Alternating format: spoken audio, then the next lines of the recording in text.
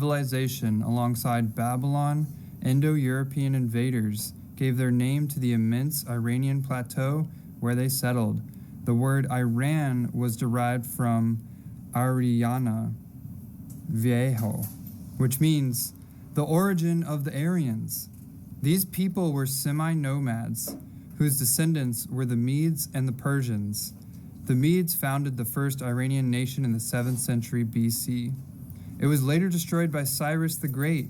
He established what became one of the largest empires of the ancient world, the Persian Empire. In the 6th century BC, Iran was referred to as Persia, its Greek name, until 1935 when Reza Shah, the father of the last Shah of Iran, asked everyone to call the country Iran. Iran was rich because of its wealth and its geographic location. It invited attacks from Alexander the Great, from its Arab neighbors to the west, from Turkish and Mongolian conquerors. Iran was often subject to foreign domination. Yet the Persian language and culture withstood these invasions. The invaders assimilated into this strong culture, and in some ways they became Iranians themselves. In the 20th century, Iran entered a new phase. Reza Shah decided to modernize and westernize the country.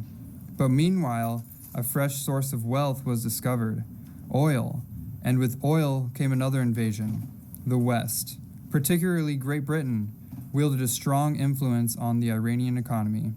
During the Second World War, the British, Soviets, and Americans asked Reza Shah to ally himself with them against Germany. But Reza Shah, who sympathized with the Germans, declared Iran a neutral zone. So the Allies invaded and occupied Iran.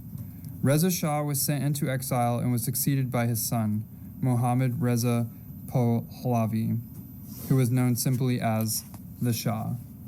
In 1951, Mohammad Mossadegh, then Prime Minister of Iran, nationalized the oil industry. In retaliation, Great Britain organized an embargo on all exports of oil from Iran. In 1953, the CIA, with the help of British intelligence, organized a coup against him. Mossadegh was overthrown, and the Shah, who had earlier escaped from the country, returned to power. The Shah stayed on the throne until 1979, when he fled Iran to escape the Islamic Revolution. Since then, this old and great civilization has been discussed mostly in connection with fundamentalism, fanaticism, and terrorism. As an Iranian who has lived more than half of my life in Iran, I know that this image is far from the truth.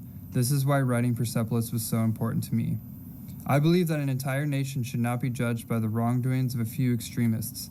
I also don't want those Iranians who lost their lives in prisons defending freedom, who died in the war against Iraq, who suffered under various repressive regimes, or who were forced to leave their families and flee their homeland, to be forgotten.